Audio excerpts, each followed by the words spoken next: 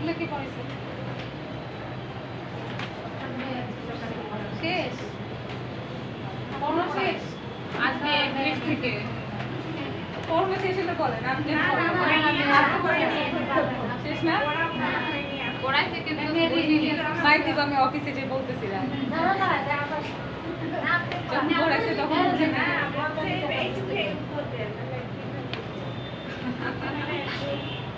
আচ্ছা কি বলছে দেখি কি বলছে 31 নাম্বার ডেক্সট্রোমেথরফেন তো বলছিলাম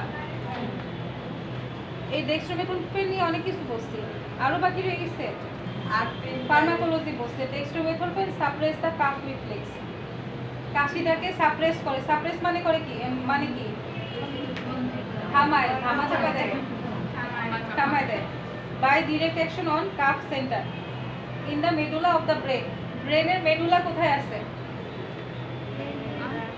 ব্রেনের মেডুলা মেডুলা দেখো তারপর বলি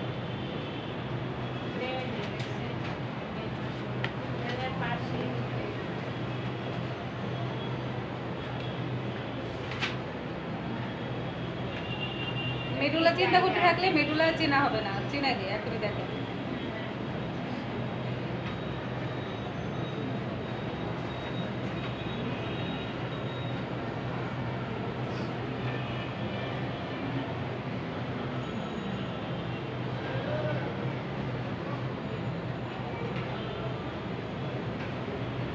এই যে দেখো এটা কি একটা ব্রেড কালারফুল কেন কালারফুল কেন এক এক পার্ট এক একটা নাম সেজন্য ওটা বোঝানোর জন্য কালার করে করে আলাদা করেছে আমাদের মেডুলা হচ্ছে এই যে এখানে ঠিক এই যে এই নিচের দিকে ঠিক আছে নিচের দিকে হচ্ছে আমাদের মেডুলা দেখা যাচ্ছে মেডুলা এটা হচ্ছে মেডুলা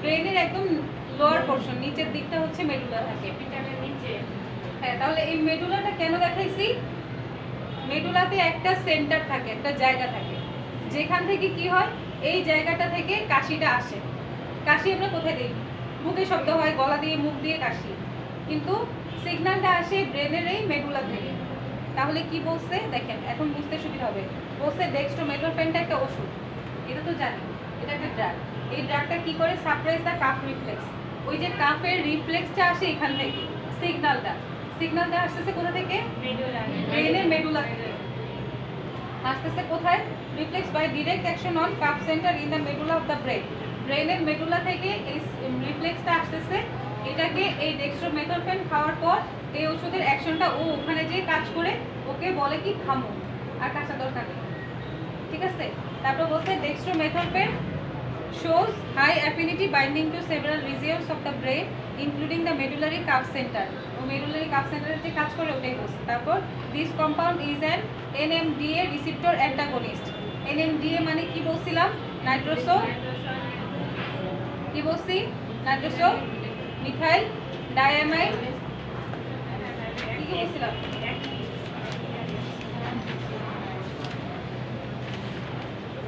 NMDA মানে কি বলছি পড়া গেছি ভুলে গেছি মাইক দিব কত নম্বরে ছিল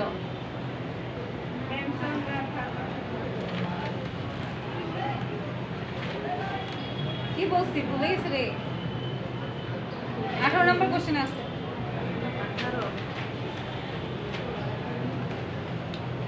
নাইট্রোসো ডাইমিথাইল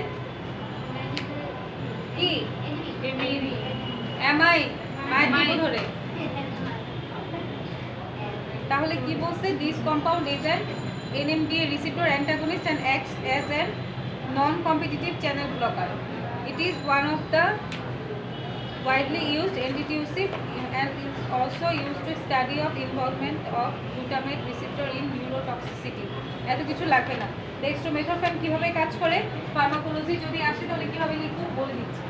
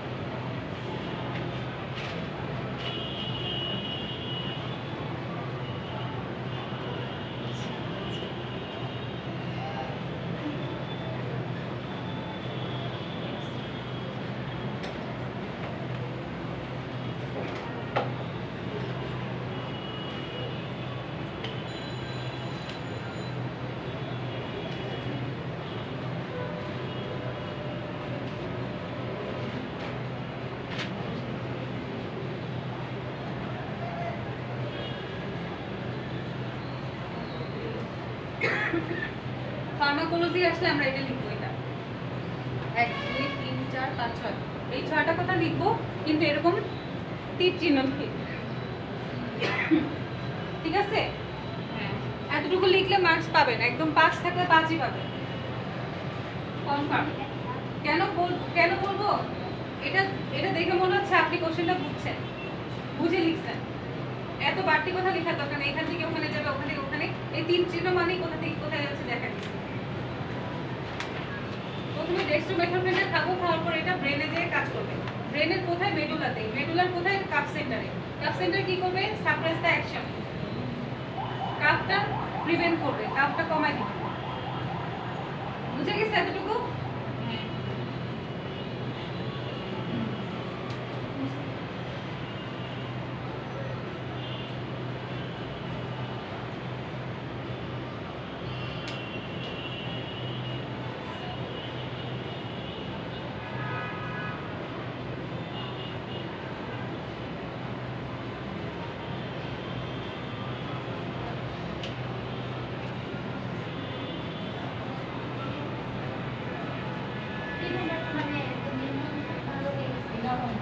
প্রিভেন্ট মানে কমানো, প্রতিরোধ করা। কাফটাকে কমায় দিচ্ছে, কমাইলেই তো আস্তে আস্তে বন্ধ হবে। ফার্মাকোলজি যদি আসে কাফের, কি বলি, ডেক্সট্রোমেথরফেনের, এতটুকুই লিখবে। বাড়তি অনেক কথা আছে, কিচ্ছু লাগবে না, এতটুকু লিখে দিলেই হবে।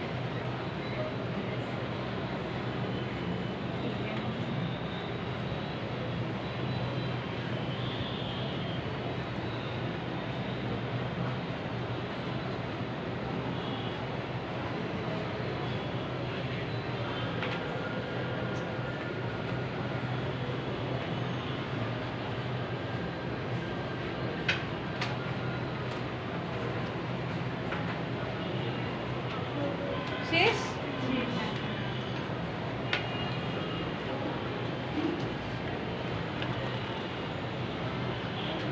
বুঝে নিব। এরপরের নাম্বারটা হচ্ছে কত নাম্বার? 32 নাম্বার। 32 নাম্বার বলছে ক্লোরামফেনিকল নিয়ে। ক্লোরামফেনিকল উচ্চারণটা লিখে দিছিলাম, আমার মনে আছে।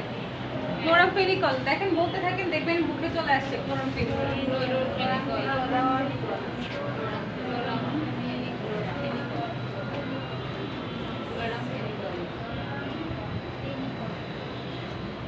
বলছে ক্লোরামফেনিকলটা কি? ঠিক আছে, ক্লোরামফেনিকল এটি একটি অ্যান্টিবায়োটিক।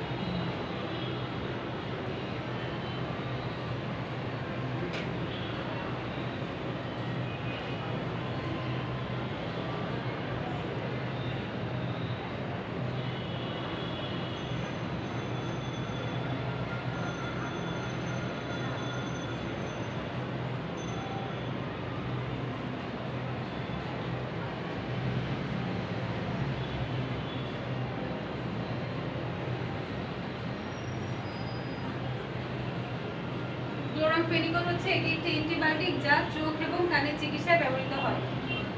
এতটুকু লিখলেই হবে।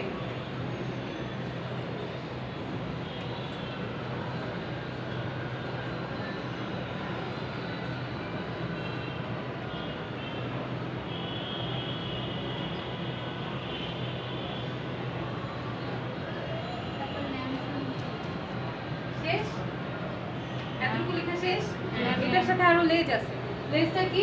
ক্লোরামফেনিকল আই ড্রপ অথবা আই অয়েন্টমেন্টের কাজ কি? ইন্ডিকেশন কখন ব্যবহার করব? ক্লোরামফেনিকল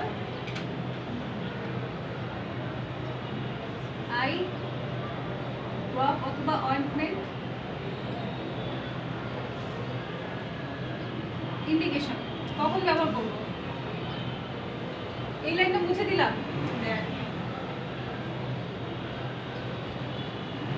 ক্লোরামফেনিকল আই ড্রপের ইন্ডিকেশন হচ্ছে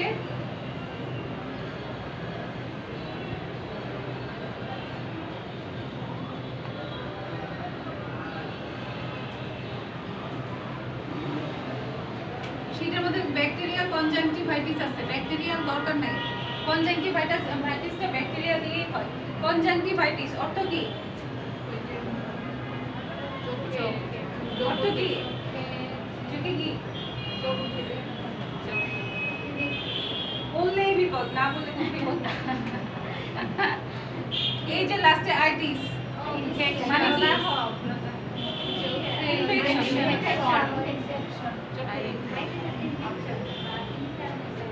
কার ইনফেকশন? কোথায় ইনফেকশন? আমি এত খালি রাখলাম। চোখের ইনফেকশন।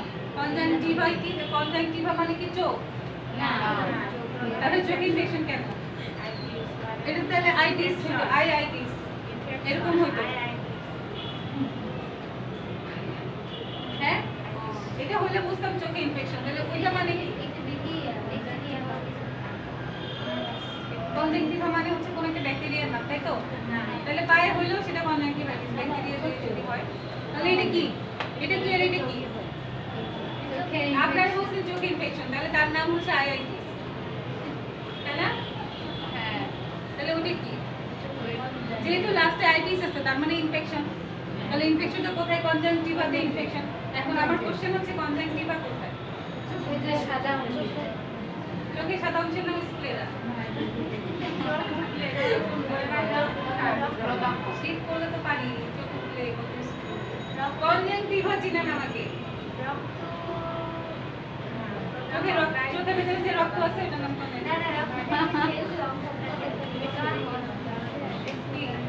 বলেন কি?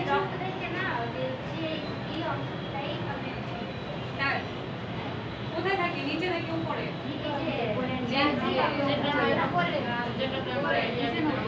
একদম নিচে হবে, ঠিক আছে?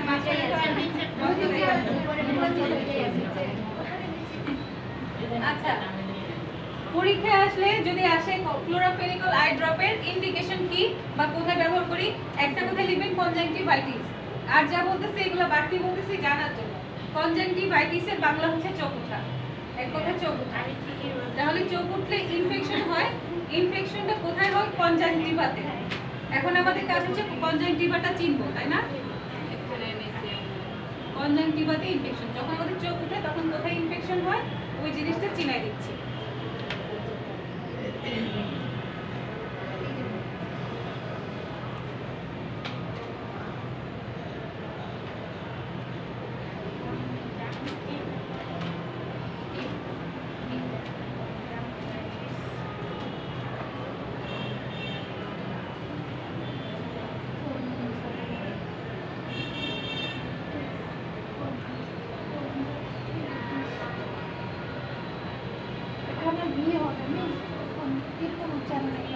Conjunctiva, conjunctiva.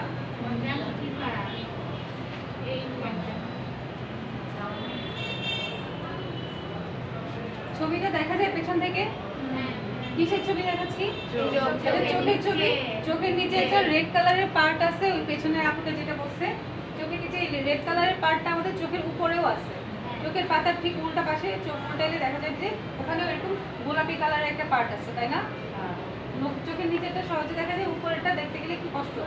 এটাই হচ্ছে আমাদের কনজাংটিভা, মনে থাকবে? তাহলে আমাদের যখন চোখ উঠে চোখটা কিন্তু ঠিকই লাল হয়ে যায়, চোখ দিয়ে পানি পড়ে, চোখ ফুলে যায়, চোখে চুলকায়। ইনফেকশনটা হয় হচ্ছে এই যে এই গোলাপি কালারের পার্ট, ঠিক আছে? তাহলে চোখ উঠলে তার নাম হচ্ছে কনজাংটিভাইটিস। এখন থেকে যদি কারো চোখ উঠে ওটা বলতে হবে না যে অমুকের তো চোখ উঠছে, ওটা বলা যাবে যে ওর তো কনজাংটিভাইটিস হয়েছে, বলা যাবে না? কনজাংটিভাইটিস হলে তাহলে ইনফেকশন হচ্ছে কোথায়? কনজাংটিভাতে। আর কনজাংটিভাটা কি? চোখের যে গোলাপি পার্টটা আছে এটাই হচ্ছে আমাদের কনজাংটিভা, ঠিক আছে? তাহলে পরীক্ষা আসবে কি ক্লোরোফেনিকল আই ড্রপের ইন্ডিকেশন কি, মানে এটা কখন ইউজ করি? কনজাংটিভাইটিস। কারো যদি চোখ ওঠে তাহলে কি দিব? চোখের মধ্যে ক্লোরোফেনিকল আই ড্রপ দিব, হবে? তাহলে কারো চোখ উঠলে তার ট্রিটমেন্ট আমরা করতে পারবো, তাই না? এতগুলো কথা কেন বলছি? হ্যাঁ, ওগুলো শুধু জানার জন্য বলছি। পরীক্ষায় শুধু আসবে হচ্ছে ক্লোরোফেনিকলের ইন্ডিকেশন কি, এক কথা লিখে দিব কনজাংটিভাইটিস। এবার আসি ক্লোরোফেনিকল ইয়ার ড্রপ।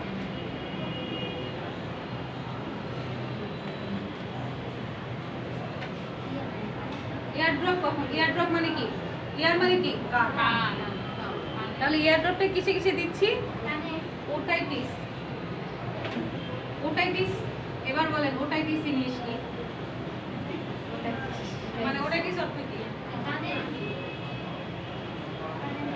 তাহলে ওটার নাম তো হবে এরকম ইয়ারাইটিস এই যে কানের এই অংশটা এটা অংশ আছে ইয়ারাইটিস মানে হচ্ছে মানে বাইরের কানে অংশ ইয়ারটিস মানে তো এই যে কানের ইয়ারাইটিস হবে ওটাই তো সেম হবে ইয়ারটিস আপনারা কিন্তু বলছেন আমি কিন্তু কিছু বলি না কানের ইনফেকশন তাহলে ইয়ারাইটিস তাই না ব্যাকটেরিয়ার নাম কি ওটাই ব্যাকটেরিয়ার নাম কি ওটাই না ম্যাম এটা তাহলে কি আমাদের কানে তিনটা আচ্ছা ইয়ার মানে হচ্ছে বাইরের কান ভেতরের কান সব মিলেই হচ্ছে ইয়ার কিন্তু কানের ভেতরের অংশটা নাম হচ্ছে ওটা ঠিক আছে ওটা বলি ভেতরের অংশটা কিন্তু ওটা বলি এই ওটার যখন ইনফেকশন হয় ওটাতে ইনফেকশন হচ্ছে ওটাতে আইটিস মানে ওটাতে ইনফেকশন মানে হচ্ছে ওটাইটিস ঠিক আছে এবার বুঝে গেছে হ্যাঁ ইয়ার ইয়ার হচ্ছে আমাদের পুরো কান বাইরের অংশ ভিতরের অংশ সব বাইরে যদি ইনফেকশন হয় সেটাকে আমরা ওটাইটিস বলি না হ্যাঁ ভিতরে ইনফেকশন হলে তখন আমরা এটাকে ওটাইটিস বলি তাহলে বলছে ওটাইটিস এক্সটার্না এখন ওটাইটিস এক্সটার্না বললাম তাহলে এক্সটার্না মানে কি তাহলে এই ওটাইটিস এক্সটার্না মানে কিন্তু বাইরের কান না ওটাইটিস এক্সটার্না মানে হচ্ছে কানের যে ভেতরের পার্ট আছে তার মধ্যে যে পার্টটা একটু বাইরের দিকে থাকে সেটাতে ইনফেকশন বুঝে গেছে আচ্ছা এরপরে 2 নাম্বার পয়েন্ট আছে ওটাইটিস মিডিয়া মিডিয়া মানে কি মিডিয়া অর্থ কি ওটাইটিস মিডিয়া মানে হচ্ছে আমি বলতেছি এই যে এটা ধরেন কান হ্যাঁ এটা কান কানের এই ভিতরের দিকে এরকম অনেক মেশিন টেশিন থাকে দিকে আরো কি কি যেন থাকে এরকম থাকে তাহলে এটা এটা কি এতটুকু হচ্ছে আমরা বাইরে দেখতেছি এটা বাইরে দেখতেছি আর এতটুকু হচ্ছে আমাদের ওটা ঠিক আছে এই ভিতরের পুরো অংশটা ওটা তাহলে এটারও কি বাইরের পার্ট মাঝের পার্ট আছে না এটা হচ্ছে এক্সটার্না আর এটা হচ্ছে মিডিয়া ঠিক আছে আর এটা আবার হচ্ছে ইন্টারনাল তাহলে ওটাকেই আমরা আবার 3 ভাগে ভাগ করছি আমি কি বলতেছি শুনতেছে এই কানটা তো বাইরে থাকে এটা বাদ দিয়ে এতটুকুকে আমরা ওটা বলতেছি এই ওটাকে আবার 3টা ভাগ করছি এতটুকু হচ্ছে এক্সটার্নাল মাঝখানেটা মিডিয়া আর ভেতরেরটা হচ্ছে ইন্টারনাল ঠিক আছে তাহলে যখন ইয়ার ড্রপ দিব ক্লোরোফেনিকল তখন এই এক্সটার্নাতে ইনফেকশন হলে দিব আর মিডিয়াতে ইনফেকশন হলে দিব ইনফেকশন কিভাবে বুঝলাম নামের সাথে আইটিস আছে তাই হচ্ছে ইনফেকশন গেল এবার 3 নম্বরে কি আছে ওটো ওটো ওটোরিয়া ওটোরিয়া মানে কি ওটোরিয়া অর্থ কি ওটোরিয়া মানে কি পুরো ওটোরিয়া অর্থ কি আমি কার শীট নিছি শীটটা কার এটা এটাকে একটা মাইক দিব এটা লিখে আছে কানে ব্যথা ওটোরিয়া মানে কানে ব্যথা কে বলছে কানে ব্যথা এটা অর্থ কি ভিতরে ওটোরিয়া মানে ভিতরে আচ্ছা এই যে রিয়া কথাটা আছে না রিয়া আপনাদের কারো কি রিয়া নাম আছে না আচ্ছা এই রিয়া মানে হচ্ছে পানি হ্যাঁ দেখেন তো কয়েকটা কথা লিখে মিলে নাকি ডায়রিয়া কলেরা এই আবার কলেরা করতে আসছে এদের মধ্যে মিল আছে হ্যাঁ হ্যাঁ আছে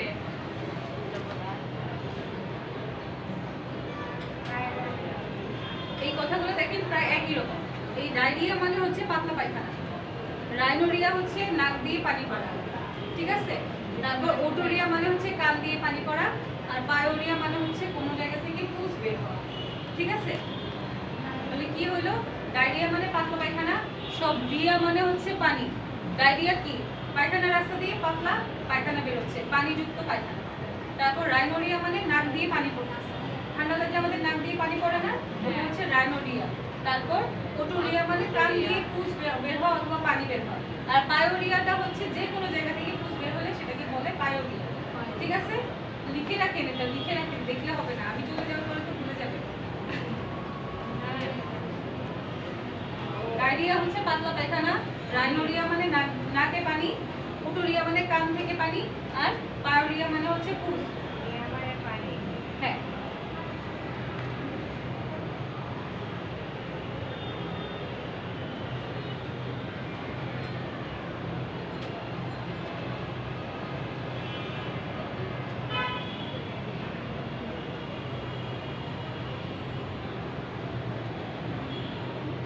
এই যে দেখেন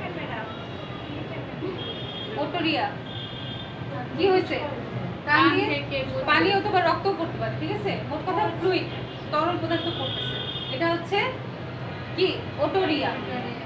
ভুলে যাবেন এই ছবিটা দেখার পরেও কেউ না কান দিয়ে যে শীতে লিখছেন কানে ব্যথা সেইটা ঠিক করবেন, নাহলে সারা জীবন এরকম থেকে যাবে।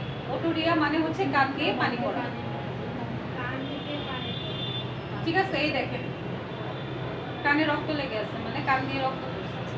অনেকে আছে পুকুরে গোসল করে, তাদের বেশিরভাগ এরকম হয়, অথবা মাথায় বাড়ি টাড়ি খাইলে এরকম হয়।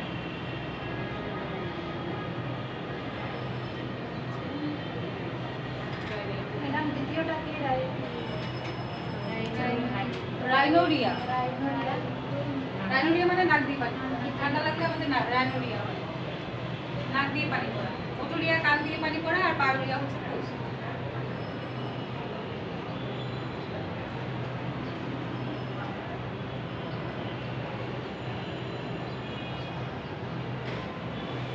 শেষ? হ্যাঁ।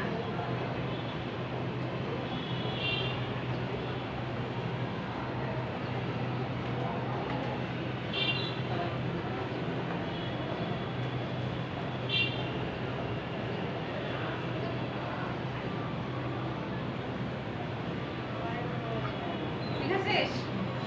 এটা আজকে শেষ করে দিই, হ্যাঁ এই শীটটা আজকে শেষ করে দিই এই চ্যাপ্টারটা। আচ্ছা তারপরে কি বলছি, এটা শেষ, হ্যাঁ যতটুকু বলছি পরীক্ষায় কিন্তু এই তিনটা পয়েন্টই লিখবো, ওটা কি সেক্সটার না, ওটা কি মিডিয়া, আর হচ্ছে ওটোরিয়া। বানানগুলো প্লিজ আপনারা নিজেদের মধ্যে ঠিক করে লিখবেন, হ্যাঁ বানানগুলো যেন এটা নিয়ে আমাকে আর কিছু বলতে না হয়, নিজেরা ঠিক করবেন।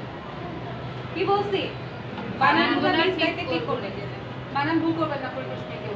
বুঝে গেছে যা যা বললাম? কান থেকে পানিও বের হতে পারে, পুজও বের হতে পারে, রক্ত বের হতে পারে। পায়োরিয়াটা হচ্ছে যে কোনো জায়গা থেকে পুজ বের হলে সেটাকে পায়োরিয়া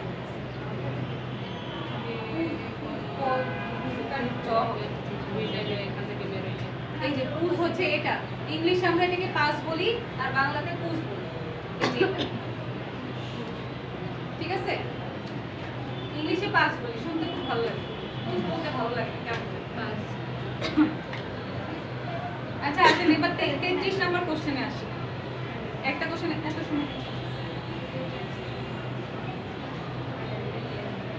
শেষ। এবার 33 কে 32 বানাই দিয়েছে, একই নাম্বার দুইবার দিছে। আচ্ছা কি বলছে, mention the application process of suppository. Suppository কিভাবে অ্যাপ্লাই করি, কিভাবে সাপোজিটরি প্রয়োগ পদ্ধতি বলে দিচ্ছে, শুনেন রিডিং করি শুনেন। বায়ুপথের চারিদিকে এবং প্রয়োগকারীর হাত ভালোভাবে ধুয়ে নিতে হবে। কি করতে হবে, বায়ুপথের চারিদিকে বলতে আমরা কি করি, আমাদের হসপিটালে একটা কটন থাকে, কটন বলগুলাকে ভিজানো থাকে, ভিজে একটা পটের মধ্যে রেখে দেয়, অনেকগুলো কটন বল বল করে একটা পটের মধ্যে রেখে দেয়, পানি সহ রেখে দেয়। ওখান থেকে একটা কটন তুলে নিয়ে ওই অ্যানাসটা আছে না, অ্যানাসটা কি পায়খানার রাস্তা, পায়খানার রাস্তার চারিদিকে আমরা ওই কটন দিয়ে একটু মুছে নিই, হাতে তো গ্লাভস পরে নিই তাই না, গ্লাভস পরে নিয়ে কটন দিয়ে অ্যানাসের চারিদিকে মুছে নিই, আর হাত তো পরিষ্কার, হাতে গ্লাভস পরে নিছি। নেওয়ার পর কি করলো, সাপোজিটরি প্যাকেট থেকে বের করতে হবে, করলাম হালকা গরম পানিতে ডুবিয়ে ভিজিয়ে নিতে হবে, ভিজে নিতে হবে। কেন কেন ভিজে নিলাম, ভিজে নিছি কেন, আমরা ভিজাই নেই না, এখানে লিখছে ভিজে নেওয়া, ভিজে নিছে কেন, একটু নরম করে নেওয়ার জন্য, হালকা একটু নরম করে নেওয়ার জন্য, এই জন্য কুসুম গরম পানি বসে এটা লিখেন না, এটা পরীক্ষা লেখার দরকার নেই। সাপোজিটরি প্যাকেট থেকে বের করলাম, যা যা করবো ঠিক তাই লিখবো, এক্সট্রা কিছু লেখার দরকার নেই। প্যাকেট থেকে বের করবো, তারপর রোগীকে শুয়ে দিতে হবে, শুয়ে থাকবে, বসে থাকলে কি সাপোজিটরি দেওয়া যাবে, দিলেও তো বের হয়ে যাবে তাই না, দাঁড়ায় থাকলেও দেওয়া যাবে, শুয়ে থাকতে হবে। এবং হাঁটু ভাঁজ করে মলদার শিথিল করতে হবে। হাঁটু কিভাবে ভাঁজ করবে, প্রেগনেন্ট মহিলাদের নর্মাল ডেলিভারি হওয়ার সময় কিভাবে শুয়ে থাকে দেখছে, দুইটা হাঁটু দুই দিকে থাকবে, দুইটা পা এভাবে দুই দিকে থাকবে, ঠিক আছে। তাহলে অ্যানাসটা কই থাকবে, এখানে থাকলো। এরপরে আমাদের সাপোজিটরিটা দিতে সুবিধা হবে তাই না, তাহলে কি হবে, পা চিপা করে রাখলে কি সাপোজিটরি দেওয়া যাবে। আচ্ছা তাহলে থাকলো কি বলছে যে রোগীকে শুয়ে দিব এবং হাঁটু ভাঁজ করে মলদার শিথিল করতে হবে। শুয়ে যদি হাঁটু ভাঁজ করে তাহলে তো এভাবেই শুবে তাই না, হাঁটু ভাঁজ করে থাকলে মলদারটা শিথিল হবে, মানে কি পায়খানার রাস্তাটা একটু লুজ হবে, তারপর কি বলছে, হালকা চাপ দিয়ে যতটুকু সম্ভব মলদ্বারের ভেতরে সাপোজিটরি প্রয়োগ করতে হবে এবং কয়েক মিনিট মলদ্বারে চেপে ধরে রাখতে হবে। একটু হালকা চাপ দিয়ে ভিতরে দিয়ে দিলাম, দেওয়ার পর থাম দিয়ে একটু ধরে রাখি, কেন ভেতরে ভেতরে থাকে। তারপর কি বলছি, ব্যবহারকারীকে হাত ধুতে হবে, হাত ধুতে হবে, হাত ধুয়ে তো ফেলবই, গ্লাভস পরছিলাম, গ্লাভস খুলে তারপরে হাত ধুবো। এবং রোগীকে 1 ঘন্টা পর্যন্ত টয়লেট ব্যবহার করতে দেওয়া যাবে না। সবগুলা পয়েন্ট একটা একটা করে আলাদা আলাদা করে লিখবেন। 1 নাম্বার পয়েন্ট লিখবেন, পায়ুপথের চারপাশে পরিষ্কার করে নিব, লিখলাম। কথা শুনে নিজেরাই লিখতে পারবেন, আমি তো বোর্ডে লিখবো না।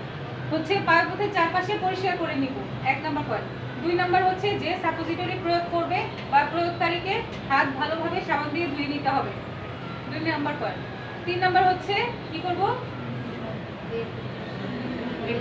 প্যাকেট থেকে সাপোজিটরিটা বের করব। 4 নাম্বার পয়েন্ট, রোগীকে শুয়ে দিতে হবে।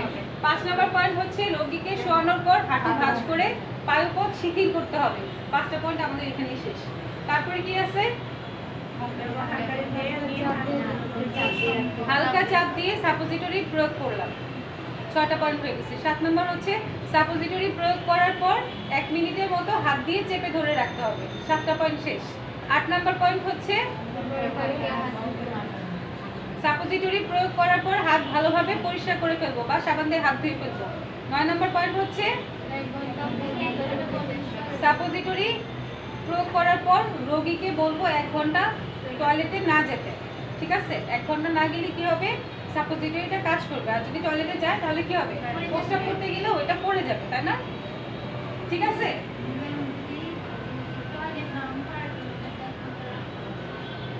তাহলে তো টয়লেট করেই ফেললো, তাহলে তো আর হয়ে গেছে, ওষুধের কাজ হয়ে গেল, ঠিক আছে? আচ্ছা, তাহলে এখানে কয়টা পয়েন্ট আছে, 5টা। আমরা কয়টা পয়েন্ট বলছি অলরেডি, এখান থেকে আমরা ওই যে গরম পানিতে ডুবানো বন্ধ করে দিচ্ছি, আর কি কি জানি বাদ দিয়েও আমাদের 9টা পয়েন্ট হয়ে গেছে। সুন্দর না? তাহলে আমরা এরকম ভেঙে ভেঙে 9টা পয়েন্ট নিজের ভাষায় লিখবো সুন্দর করে, ঠিক আছে? তারপরে পয়েন্ট কি আছে, পরের question, mention the process of applying medicine to the skin. স্কিনে মেডিসিন লাগানোর পদ্ধতি আলোচনা করতে বলছে। আচ্ছা, দেখি কি লাগাইছে। প্রথমে স্কিনে সাবান পানি এবং পানি দিয়ে ধুয়ে শুকনা কাপড় দিয়ে চেপে চেপে শুকাতে হবে। যেখানে মলম লাগাবো, মোট কথা মলম, ক্রিমটাই তো মলম। মলম লাগানোর আগে কি করব, যদি ভিজা থাকে, হাত ধুয়ে উজু করে আসছি, আপনাদের উজু না, যাই হোক, হাত ধুয়ে আসছি, ধুয়ে আসার পর কি করব, ভেজা হাতে লাগাবো, হাতে মুছি না, টাওয়েল দিয়ে মুছি না, তো ওইটাই বলছে পরিষ্কার কাপড় দিয়ে, শুকনা কাপড় দিয়ে চেপে চেপে মুছে দিব, নিলাম। তারপর ক্রিমের ক্যাপটি খুলে ক্যাপের বিপরীত পাশে দিয়ে সিল ছিদ্র করতে হবে। কোনটা, কিভাবে বলেন তো? মনে করেন যে এটা হচ্ছে আমাদের ক্রিম, হ্যাঁ, এটা ক্রিম।